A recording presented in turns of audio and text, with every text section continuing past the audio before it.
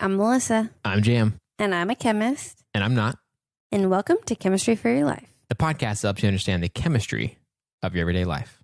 Okay, before we get started today, Jam, I need to do a shout out. Okay, sweet. I love shout outs. Today's episode was brought to you quite literally by Catherine Nicole Photography. Oh, wow. Because I left a crucial piece of my recording equipment at home and had no time to go back and get it. Uh-huh. And my roommate, Nicole, who is the owner of that business, came in clutch and brought it to me. Dude, nice. And I just have to say that not all heroes wear capes, and she really saved the day and saved this episode. I love that it was, brought to you by, that's so funny. Perfect. Mm-hmm. She brought it to me so that we could do it. So thanks, Nicole, for your help, and go check out her Instagram. She's incredibly talented, and it will be worth your time. And we are both very biased in the best way. Yes, she's taken pictures of both of us many times, and we actually have booked her to take pictures of us once everything is safe again. Yeah. For the podcast art stuff. So yeah, we have like one photo that we keep using that's like many years old. So hopefully we'll have a new one flattering relatively soon. Okay. So that's my shout out to Nicole. Thank you so much for bringing this podcast episode to everyone. And then today's topic is from a listener, Tori M. Nice. She's written in a lot of questions, but this one was one that I thought, oh yes, that's so good. And I can put that together pretty quickly in the middle of a very crazy season of my school. So her question was, every time I'm making tea, I wonder why my honey crystallizes. So I'm going to answer Tori's question about why it crystallizes, why some seem to crystallize more than others. Does she mean like when, so she's making hot tea? Yes. Okay. And I at first misinterpreted her question. I thought she meant like, every time I make tea, my honey crystallizes, but I think she meant every time I make tea, I wonder why my honey crystallizes. Oh, gotcha. So, okay, she's not putting honey in her tea. Exactly. Or maybe she is, but she's talking about why honey in the bottle over time eventually crystallizes? Yes.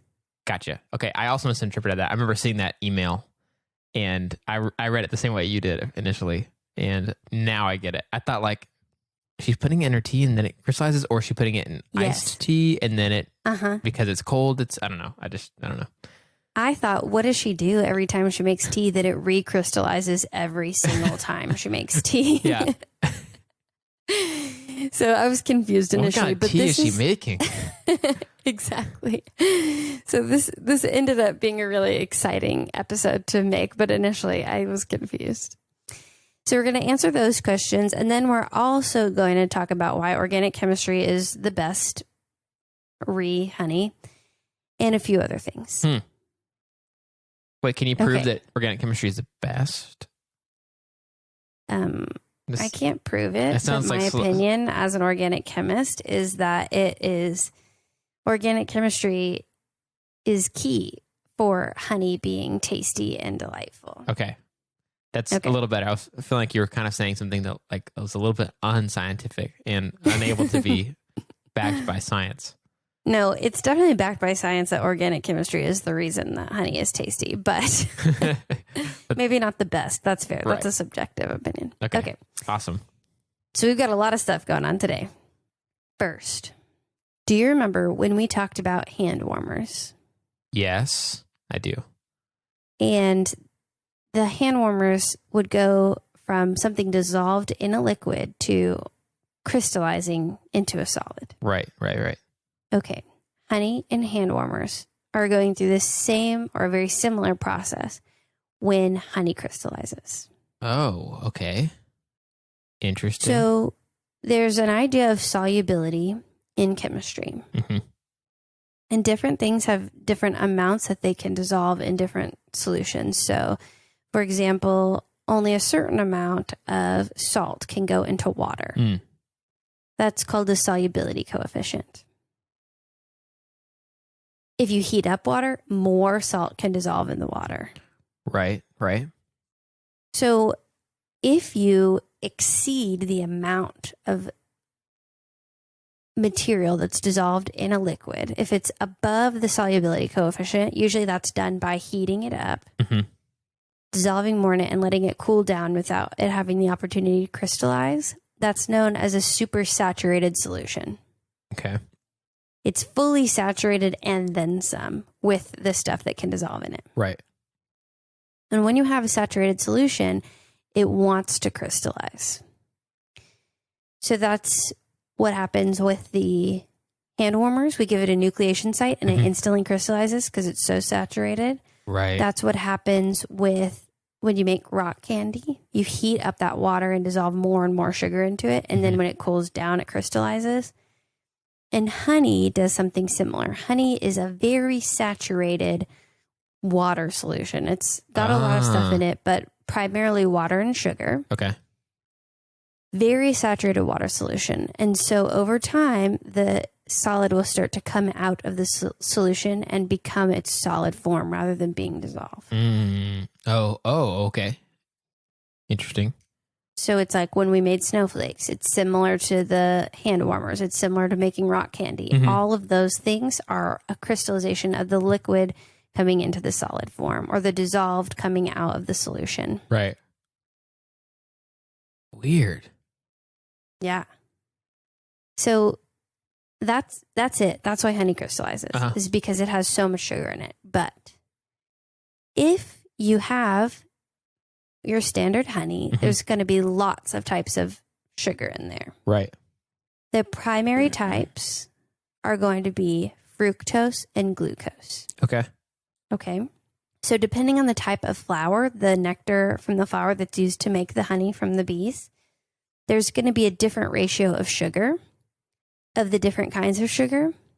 And usually you have a higher content of fructose. And fructose is very soluble in water. I think it was something like 1,000 grams per milliliter. Okay. That might be wrong. I didn't look up I saw the exact number, but I didn't commit it to memory. But glucose, not so much. Glucose has a much lower, like order of 10 magnitude, like times 10 or more, smaller than fructose. Okay. So glucose, not very soluble. Fructose, very soluble relative to one another. Got it. So certain types of flowers will make honey. Dandelions was one of them. Will make honey that has a higher glucose content, and that honey is more prone to crystallizing because the glucose can't stay dissolved as well. It has a lesser ability to be dissolved in the water, so it's more likely to come out of solution. So I have honey that has never crystallized, and I've had it for years, and then there's some honey that crystallizes in months. Right. So you're talking like, so a dandelion, a bee gets that pollen and uses it to make honey, and it has higher glucose than if they had gotten pollen from a different flower kind of thing? Yes. I think it's the nectar rather than pollen. I don't know because I'm not a biologist, and I did not look into how the bees make the honey. Oh, right. I guess they are often the nectar, but the pollen's like a accidental thing. They accidentally pollinate flowers while they're doing their own thing. Right. Sorry, that was dumb. But that's the difference, is that it's what flowers these bees are going to that ends up then being part of the honey that they make. Right. Okay, got it. So depending on the type of flower, you're going to have different ratios of components, and maybe even the species bee, I don't know. But it's not uniform by any means. Right. But when there is more glucose, it's more prone to crystallizing. Got it. Interesting. That's so weird. They're both sweeteners, but one just has behaves differently like that. That's crazy. Yes, and their structures are very similar. I briefly looked into why their solubility was so different, because generally with structures that similar, they will be very similar in solubility. And it has to do with the way that fructose dissolves rather than glucose. It looks like maybe the ring opens up a little bit, and I don't know. So there was some stuff that I didn't dive too deep into because I didn't think it'd be fun to talk about on here. I thought it was cool, but I didn't think people would think it was that fun. But that is pretty unique for them to seem so similar in form, but then have a very different function in terms of solubility. That's pretty unusual. Yeah, weird. So that's why honey crystallizes, Tori, and why sometimes honey crystallizes more than other times. That's so crazy. I just never really thought of that honey was just had stuff dissolved in it. I don't know. It just never crossed my mind because it feels like a natural substance. So talk about like syrup. I know like a little bit about syrup, and I've made simple syrup before. So like that just seemed to make sense to me. But then I just never really thought about like what's honey, what's all in it. Is it like, obviously it's viscous like syrup is, but it doesn't really, I never really thought about what was going on in there. That's crazy. It's made up actually of water, sugars, proteins, enzymes, organic acids, amino acids. I think that's the majority of things that are going on in there. And then some other volatile compounds. There's a lot happening in honey. It is not just one thing. It's not, here's the chemical compound for honey. That's not honey at all. It is a very complex mixture of a lot of different things that can exist in a lot of different ratios in different types of honey, different flowers, all that stuff. Different parts of the world is going to be different. And it makes sense too, because like there's also the side of things where it has such a unique taste. Like it's not just, doesn't just taste like sugar and water, obviously. It's not simple syrup. So there's got to be some other thing to it. It's this natural thing that's made. So it's like, there's got to be something to it like that. But it's weird to think about what that is. What is it that gives honey its flavor or whatever? It's just kind of an interesting thing to think about. Well, we're going to talk about that too. Don't worry. Nice. So that's the bulk of what I want to teach you in terms of chemistry today. Okay. And the rest of it is more almost your fun facts type of stuff. Okay. So I think this would be a good time to stop and have you do a quick review for us. Okay. Sounds good. We'll do. So bees, they fly different flowers, do their thing, whatever it is that they do to make honey. A beautiful mystery. Yeah. Wow. For us at this time. Right. If only we could know. There's no way to know, obviously. No way to find out how honey's made. But when in they do... papers, they did kind of talk about it like that. They said when honey is formed, as if that was just... And we don't ask questions about that. They weren't biology papers, so I'm sure that's why, but it just made me laugh. Yeah, they were like, we got to get past the part about it being made because we're talking about once it's already made. It's like, just forget about that part. It's another paper. Somebody else is going to work on that part. We're talking about this. So the bees go to different types of flowers, and that's part of where they get the sweetener, the sweet part of what becomes honey. And it could either be higher in fructose or higher in glucose, two very similar sugar type molecules. But the difference in them is how much of them can be dissolved into a solution of water specifically. Of water. And so a bee gets some nectar from a flower that has a higher level of glucose than another flower. And he goes, him and his friends. I can't confirm that. I don't know if the glucose is formed through their process of nectar, but through the process of turning the nectar into honey or not. I just know the final honey product based on the flower can have different levels of that. Okay. So somehow a bee and all his friends, they, for some reason, by some miracle of science, accidentally make some honey that has more glucose in it than other honeys. And then, gosh, this is such a funny explanation. It's a weirder one. And then John and Jane, they're picking up groceries. They grab some honey off the shelf. It happens to be that kind that has more glucose in it than other honeys. They take it home, it's in the cupboard, and sitting there, just still unused, more time than it's being used. And over time, just like other solutions we know about that have a lot of something dissolved into it, a lot of something dissolved into the water. Over time, slowly, the very large amount of solid stuff that has to be like a crystal structure already, I guess. It forms the crystal structure as it sort of settles out. We talked a lot about that process on the snowflakes episode. Right. And slowly it comes out of solution, I guess.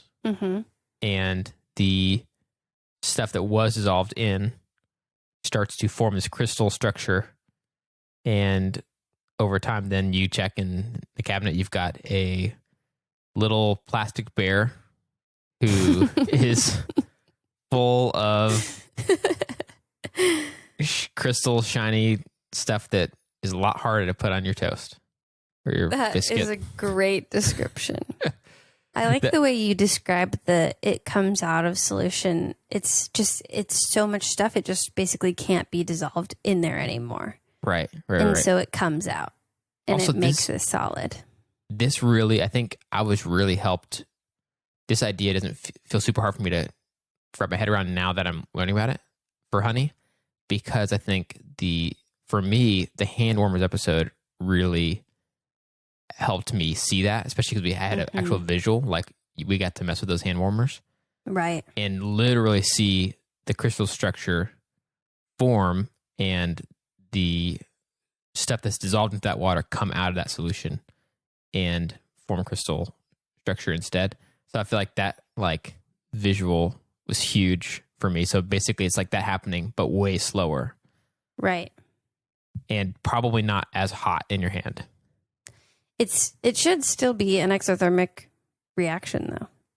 But it wouldn't be, it definitely wouldn't be as hot though, right? No, definitely not. But it still should be, it has the same principle. It just isn't as hot because it doesn't happen so rapidly. Right. Okay. Good job, Jam. That's a great explanation of why honey crystallizes. That felt like much of that was very non-scientific. I was like telling a story. So there's a bee. His name is Jacob. Jacob, wow, does he ever love making honey? Tell you what, one day Jacob, what if I just started making them all little kids' books, kid stories? That would be a fun little kid book to explain how honey is made.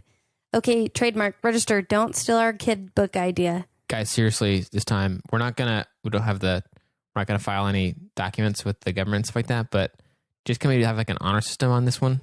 We have a recording documenting our idea right here, right now. Absolutely. I don't know if that'll hold up, but we'll see. Okay. So that's great. That's the main lesson that I wanted to teach today, but I had some other things that I thought were interesting and fun. Okay, sweet. And relevant. So I think a lot of people have this idea that honey doesn't go bad. And you just throw it up on your shelf and it just stays the same forever. And it maybe crystallizes and it maybe doesn't, but it just stays there and it doesn't go bad. In reality, honey sitting on your shelf is slowly going through chemical reactions. I guess that's true to some degree for any food that's sitting in your shelf. But this is chemical reactions that aren't typically because of bacteria. So a lot of times bacteria breaks food down or whatever. Right. Just the components of honey are slowly interacting with one another. Because there's a lot going on in honey on its own, regardless of bacteria or something like that. It's already got stuff happening. Right. And one thing I read said that there's very little bacteria due to the acidity and the low water content. I did not get a scientific reference on that, could not support it, but that makes logical sense to me. Yeah. So you got your honey. It's slowly reacting. And a reaction that it's doing, you might recognize, is between sugars and amino acids. The Maillard reaction. Whoa. Is taking place slowly over time between the amino acids and the sugars that are in honey. Interesting. And they're forming a byproduct called, or a product along the way, called 5-hydroxymethylfurfuryl. So that, you don't have to remember it. It's shortened as 5-HMF. That little molecule has great properties. It's an anti-allergen. So what you've heard about honey is true. It's an antioxidant, but it can also be toxic. Over time, the amount of 5-HMF in honey is slowly increasing. Whoa. So the way that standardized to check if honey is fresh or not is based on the percent of the 5-HMF in the honey solution. So it's interesting to me that it's both good and bad, that it can be an antioxidant and anti-allergen. It had a few other things listed, but it also is toxic and can have negative ramifications in other ways. Isn't that wild? That's so wild. Yeah, that's weird. Is there any, like, I know you're probably hesitant to say anything definite, but like, was there any suggestion about how long-ish the average like sample of honey could become toxic? No, because a lot of that Maillard reaction depends on, was it treated with heat? How long is it stored? Is it consistently heated? So are you crystallizing, heating it up, crystallizing, heating it up? Because that heat will speed up the reaction, you know? Yes. So there's a lot of things that go into play for that. But I think we should just go ahead and get rid of the idea that honey never goes bad. Yeah. Wow. And one study on the volatile acids in honey, which are safe, but found that the percentage stayed about the same. And then after 20 months or so, it started increasing. Yeah. The percentage of acid. So there seemed to be a marked, after roughly 20 months of two honey samples stored the same exact way, I believe, there was an increase in the acidity after this time. So it was stable, and then started to increase. So that's the only time frame situation that I saw. And 20 months is still a lot longer than most things that we deal with. So. Oh, for sure.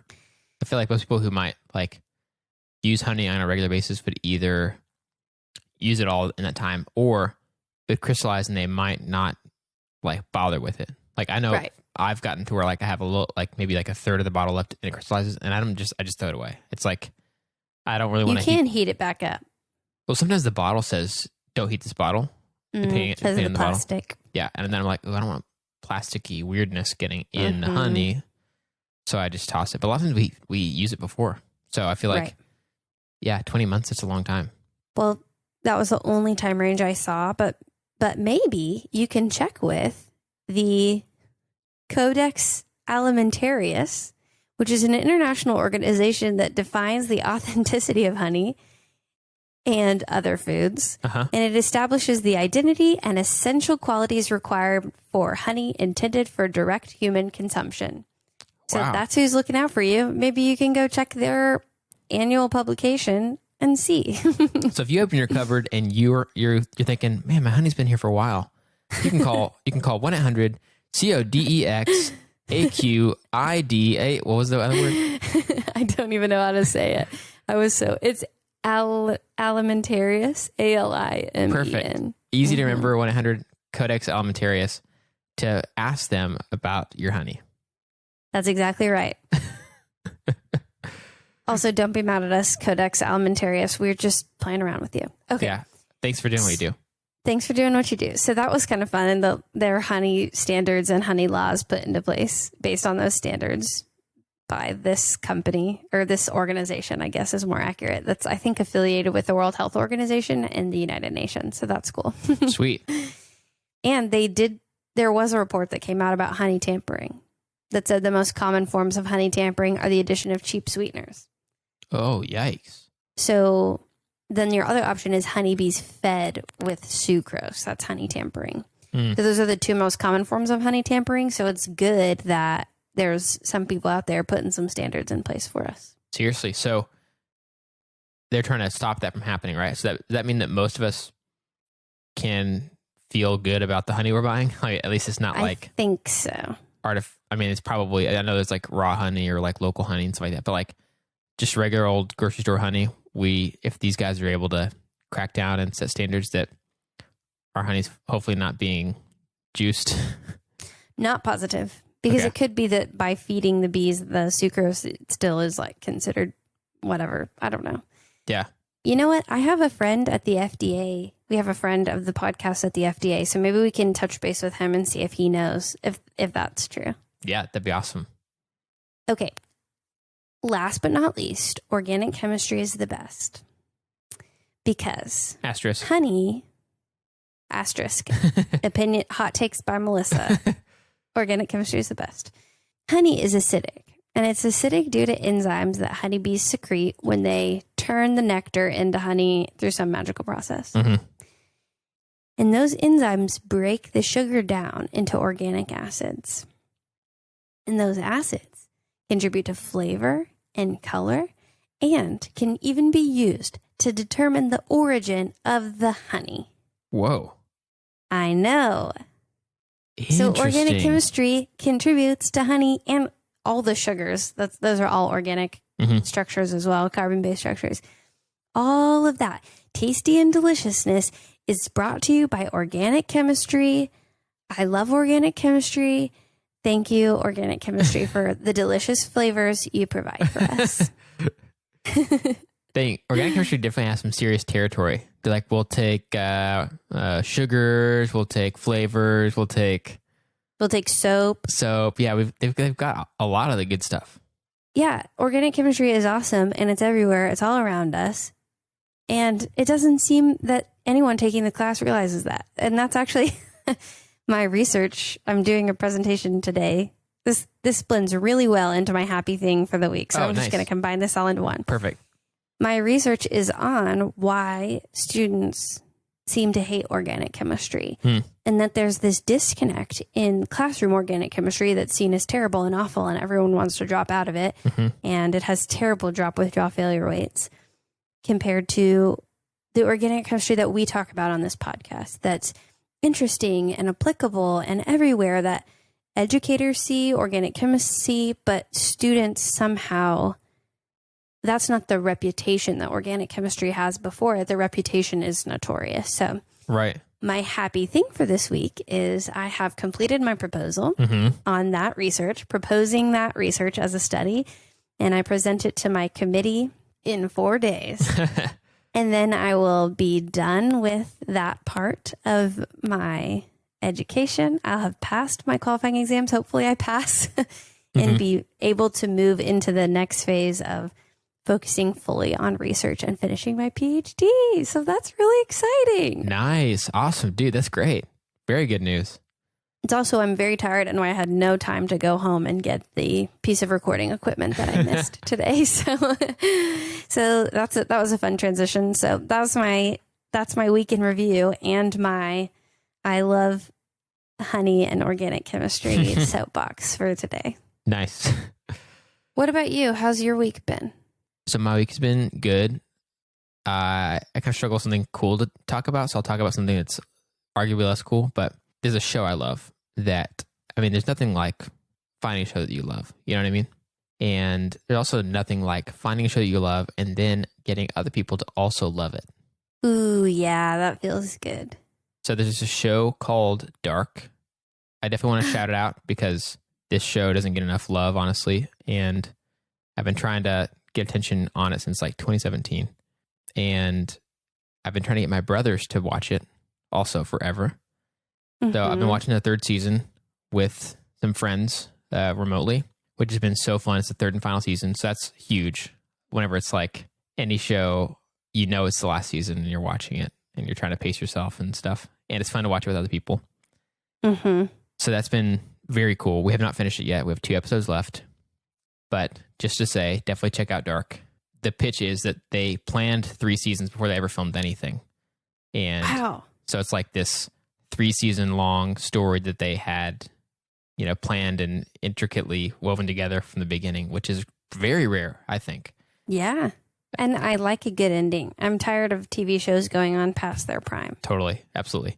So, but the biggest highlight is that I was able to get my younger brother to actually finally watch it. Wow. And he got very into it. So his wife and kid were visiting some family and he was not able to go. So he was just home alone for like 5 days. And he was like, okay, this is weird, but also I could maybe do some stuff I can't normally do that doesn't make sense for me to do in this phase of my life, like binge a TV show.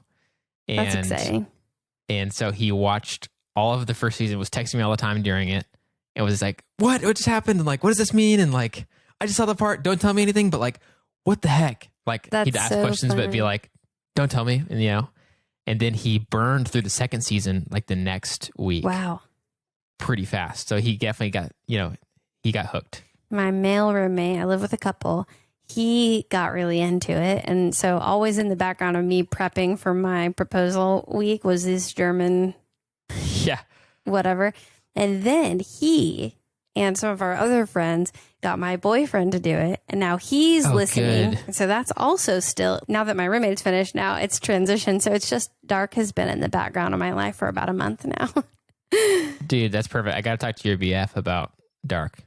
Man, I cannot wait. I've actually told your male roommate about it before, and I don't think he was disinterested. He just probably didn't have room for it, but I'm glad he finally got into it. So anyway, all I have to say, it's so fun. It's especially when there's types of shows. There's some shows that you just have to talk about, especially if there's like a lot going on. There's mysteries, there's questions. This one's full of those, and so it makes it really fun when other people watch it. And okay, I'll watch it. Jeez.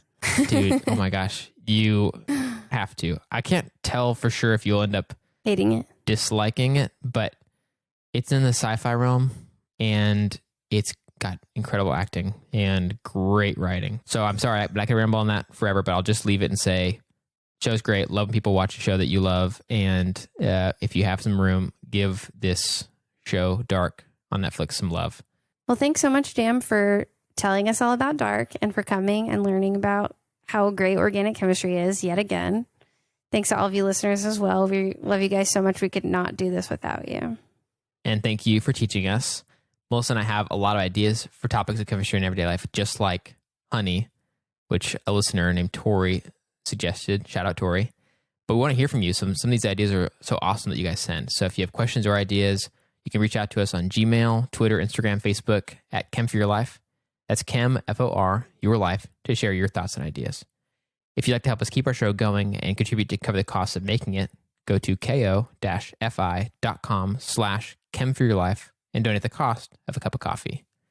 If you aren't able to donate, you can still help us by subscribing on your favorite podcast app and rating and writing a review on Apple Podcasts. That also helps us to be able to share chemistry with even more people. This episode of Chemistry for Your Life was created by Melissa Collini and Jam Robinson. References for this episode can be found in our show notes or on our website. Jam Robinson is our producer, and we'd like to give a special thanks to A. Collini and In Newell, who reviewed this episode.